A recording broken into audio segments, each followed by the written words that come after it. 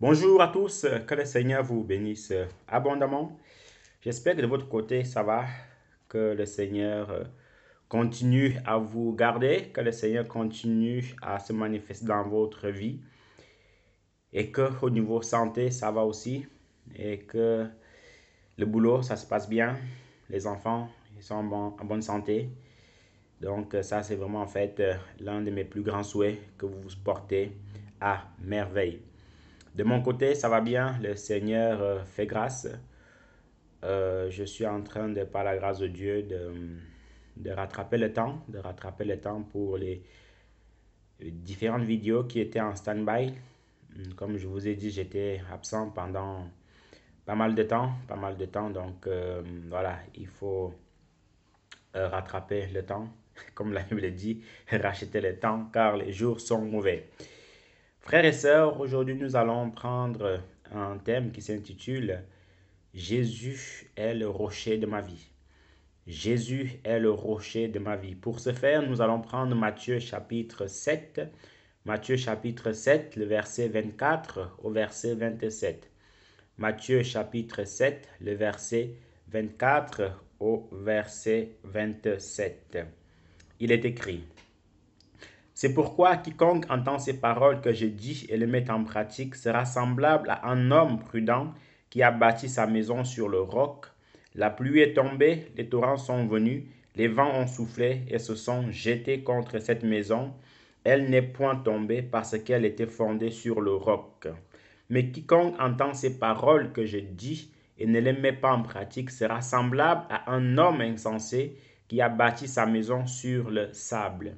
La pluie est tombée, les torrents sont venus, les vents ont soufflé et ont battu cette maison. Elle est tombée et sa ruine a été grande. Un petit bonus avec le verset 28 et 29. Après que Jésus a achevé ses discours, la foule fut frappée de sa doctrine, car il enseignait comme ayant autorité et non comme les scribes. Amen. Que le Seigneur soit loué, que le Seigneur soit béni. Mon frère, ma soeur, c'est un passage merveilleux. C'est un passage merveilleux, comme vous le savez. Normalement, tous les passages de la Bible sont merveilleux et avec un seul passage, on peut faire beaucoup d'enseignements et on peut aussi en tirer en fait beaucoup de leçons par la grâce de Dieu. Le verset 28 au verset 29 qui sont très intéressants où la Bible nous dit que Jésus enseignait comme ayant autorité et non pas comme leurs scribes. Jésus enseignait comme ayant autorité et non pas comme leurs scribes. Ce qui veut dire quoi? Ce qui veut dire que, mon frère, ma soeur, notre maître, quand il enseignait vraiment en fait avec autorité. Il enseignait en fait comme quelqu'un qui maîtrisait vraiment son sujet, comme quelqu'un qui avait vraiment en fait le monopole de toute chose. Il ne tremblait pas quand il enseignait, il ne tâtonnait pas quand il enseignait, il n'avait peur de personne quand il enseignait comme le maître, comme le big boss. Pas comme le boss, hein, mais comme le big boss. C'est pour cela que la Bible dit ici qu'il enseignait non pas comme les scribes, mais comme en fait un vrai maître qui maîtrisait son sujet. Et c'est assez intéressant ce passage dans la mesure où nous, en tant qu'enfants de Dieu, quand nous enseignons la parole de Dieu ou quand nous sommes amenés en fait à parler de Dieu aux gens, nous devons prendre la parole avec autorité, nous devons enseigner avec autorité. On ne doit pas trembler devant les gens quand on prêche la parole du Seigneur. On ne doit pas trembler devant les gens quand on leur enseigne sa parole. On ne doit pas trembler devant les gens quand on les évangélise. En fait, il faut que nous prenons autorité. Il faut que nous prenons cette confiance, cette assurance-là quand nous prêchons la parole du Seigneur. Pourquoi? Parce que si vous prêchez la parole de Dieu à quelqu'un et vous êtes le premier à trembler, bah, il va se dire, attends, mais tu trembles devant moi, comment veux-tu que je t'écoute? Comment veux-tu que je t'accorde la crédibilité? Comment veux-tu que je t'accorde la confiance si déjà toi tu trembles devant moi? Vous voyez un peu. Donc, et ce n'est pas bon. Un enfant de Dieu doit être celui-là qui maîtrise son sujet, qui maîtrise en fait ce qu'il dit. Et c'est comme ça en fait que les gens vont nous suivre. Et c'est comme ça en fait que les gens vont vraiment en fait nous accorder de l'importance. Donc, c'était juste une petite parenthèse qui valait le coup de vraiment en fait la souligner. Mais ce qui nous intéresse ici, c'est le thème principal, c'est que Jésus est le rocher de notre vie. Dans ce qu'on a lu, on voit deux types de personnages. Un premier type où cette personne-là, en fait, a bâti sa maison, a construit sa maison sur un roc. Sur un roc. Et quand elle a bâti sa maison sur un roc, la Bible nous dit en fait que les pluies sont arrivées, les torrents sont arrivés. Alors ce roc-là, en fait, il est resté sur place. Ce roc-là, en fait, n'a même pas bougé dans Iota. Ce roc-là, en fait, ne s'est même pas effrité. Vous voyez? On va définir, on va expliquer cette parabole-là tout à l'heure. Et le deuxième type de personne, cette personne-là, en fait, qui a bâti sa maison sur du sable. Et en bâtissant, en fait, sa maison sur du sable, ben, qu'est-ce qui s'est passé? Ben, la pluie est venue, les torrents sont arrivés. Ben, qu'est-ce qui s'est passé? Cette maison qui était bâtie sur du sable, elle n'a même pas pu résister. Elle n'a même pas pu résister. Pourquoi? Parce que ben, elle était bâtie sur un mauvais fondement. Voyez? Sur un mauvais fondement. C'est pour cela, mon frère, ma soeur, c'est très important que nous, en tant qu'enfants de Dieu, en tant que serviteurs de Dieu, nous devons bâtir notre vie spirituelle sur un bon fondement. Voyez, sur un très bon fondement. Ayant fait un tout petit peu des études en maçonnerie, mon frère, ma soeur, il faut savoir, il faut comprendre que pour bâtir une maison, il faut d'abord en fait il y a beaucoup de choses en fait qui tournent autour. Mais il faut d'abord en fait de bons fondements.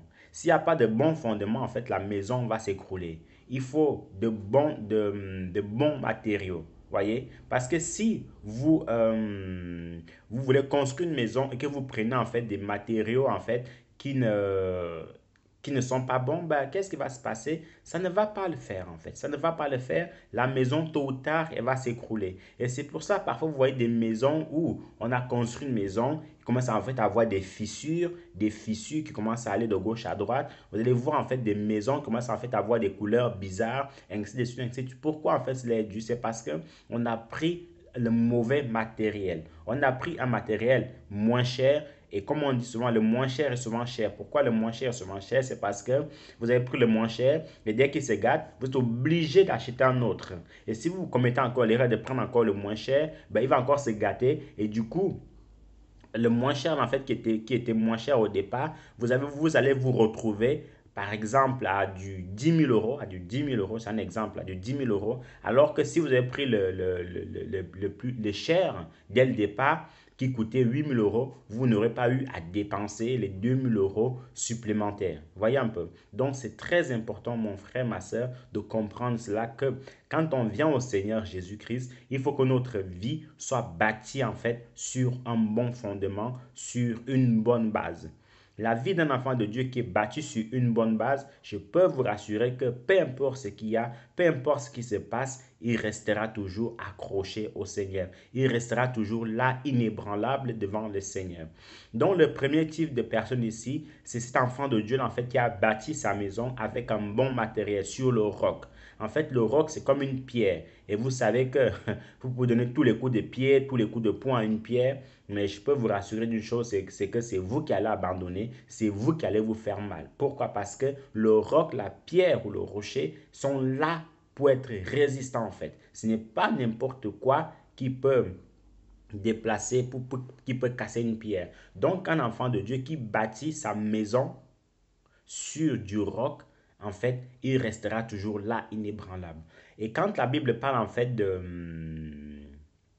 torrents, de pluie, de tout ce que, de tout ce qu'il en suit, en fait, ça veut dire quoi? Ça veut dire que les persécutions sont venues auprès de cet enfant de Dieu-là.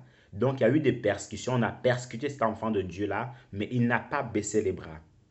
On l'a tabassé, on a porté de mauvais jugements sur lui, on a fait ceci, on a fait cela sur cet enfant de Dieu-là. Il est resté inébranlable, il est resté intact en fait. Il est resté intact. Et pourquoi en fait il est resté intact? C'est parce qu'il était bâti sur de bons fondements, sur le roc. Et ce roc-là en fait, c'est rien d'autre que Jésus-Christ de Nazareth. Voyez? D'ailleurs, même, en fait, même il dit en fait que je suis le vrai sceptre et vous êtes le vigneron. Je suis le bon berger. Donc Jésus-Christ en fait est notre rocher, est notre sceptre, est notre berger. Donc, tout en chacun, en tant qu'enfant de Dieu, quand nous venons au Seigneur Jésus-Christ, nous devons bâtir notre vie sur lui, sur le roc et sur du béton. Et quand on bâtit vraiment notre vie en Jésus-Christ, mon frère, ma soeur, tu peux être certain et certaine que tu ne défailliras jamais. La preuve, regardons un tout petit peu au temps des apôtres. Mais qu'est-ce qui s'est passé au temps des apôtres? La Bible nous dit que pendant qu'on persécutait les apôtres, pendant qu'on les pourchassait de gauche à droite, la Bible dit en fait que à peine ils sortaient de prison, ils recommençaient à prêcher. Ils recommençaient en fait à évangéliser. Pourtant, en sortant de prison, on leur disait toujours formel, on leur interdisait formellement de ne plus continuer à parler du Seigneur.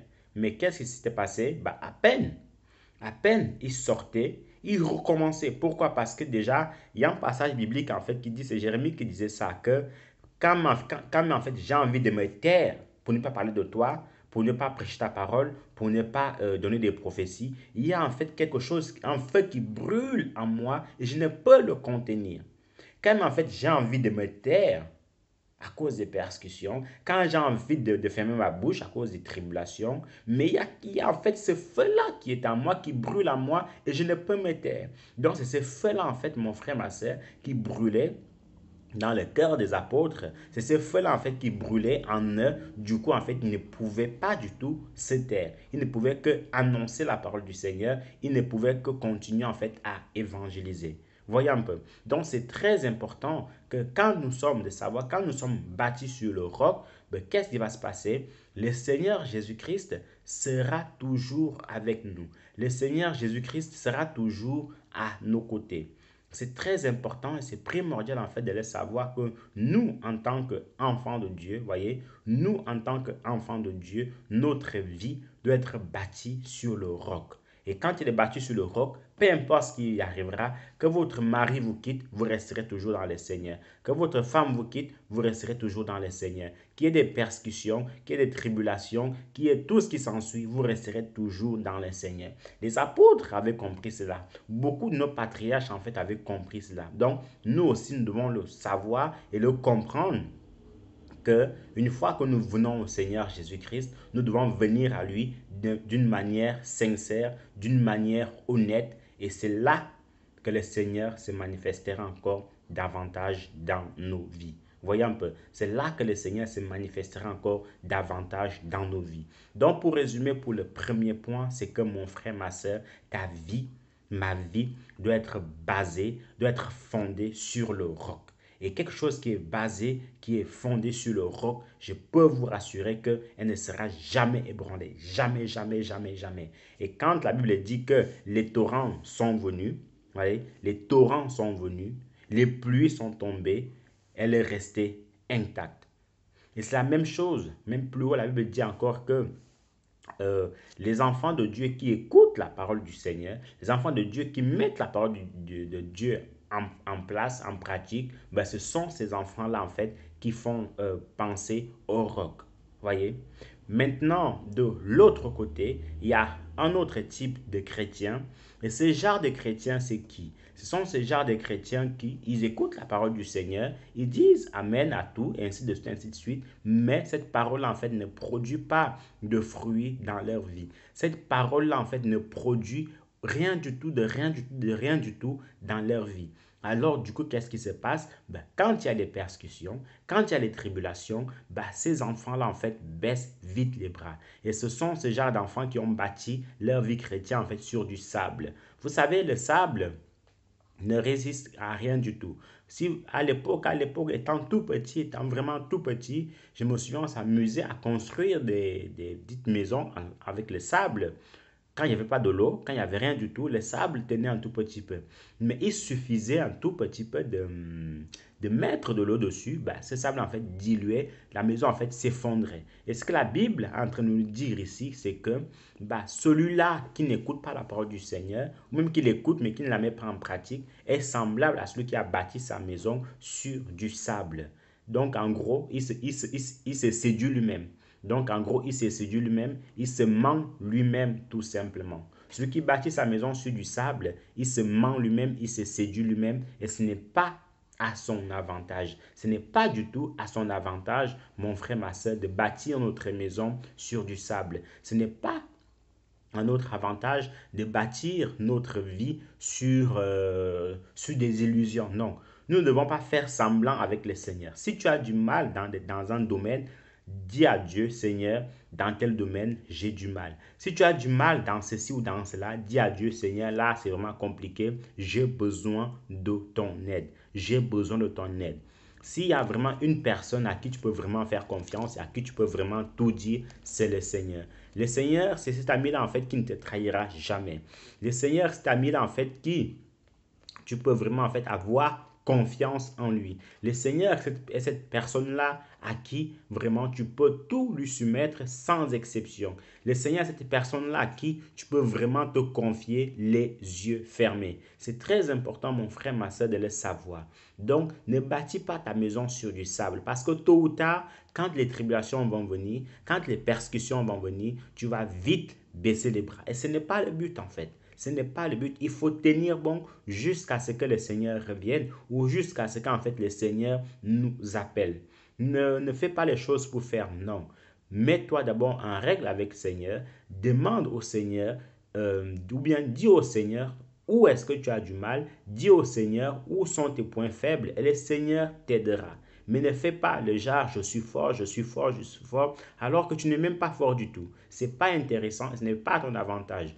Le Seigneur, lui, il ne gagne en rien quand ses enfants se perdent. Non, non, non. La seule chose, ou le seul moment en fait où le Seigneur gagne quelque chose, c'est quand ses enfants en fait vont au paradis, ou c'est quand ses enfants en fait font sa parole tout simplement. Donc, mon frère, ma soeur, pour résumer, pour le deuxième et dernier point, c'est que ne bâtissons pas notre vie chrétienne sur du sable. Voyez, tous les chrétiens qui ont bâti leur maison sur du sable, aujourd'hui, ils ne sont plus debout. Non, parce qu'en fait, ce sont des personnes qui sont venues au Seigneur. Bon, parce que pour venir au Seigneur, parce qu'ils s'attendaient à quelque chose, parce qu'ils n'avaient pas compris vraiment qui est le Seigneur Jésus-Christ. Ils n'ont pas reçu les vrais enseignements. Ils n'ont pas reçu vraiment tout ce que le Seigneur attend d'eux. Ils n'ont pas reçu la révélation du Seigneur. Ils n'ont pas reçu cette chose-là, en fait, qui fait vraiment de que, bon, peu importe ce qui se passe, peu importe ce qu'il y a, le Seigneur sera toujours avec eux. Ils n'ont pas reçu cette chose-là. Pas du tout, pas du tout. Voilà pourquoi, comme on dit, ils sont retournés à leur vomi, comme le chien retourne comme la truie retourne à son vomi. Et c'est pas intéressant. Ce n'est pas à votre avantage de faire ainsi. Ce n'est pas à mon avantage de faire ainsi. Donc, bâtissons vraiment nos maisons sur du roc et non sur du sable.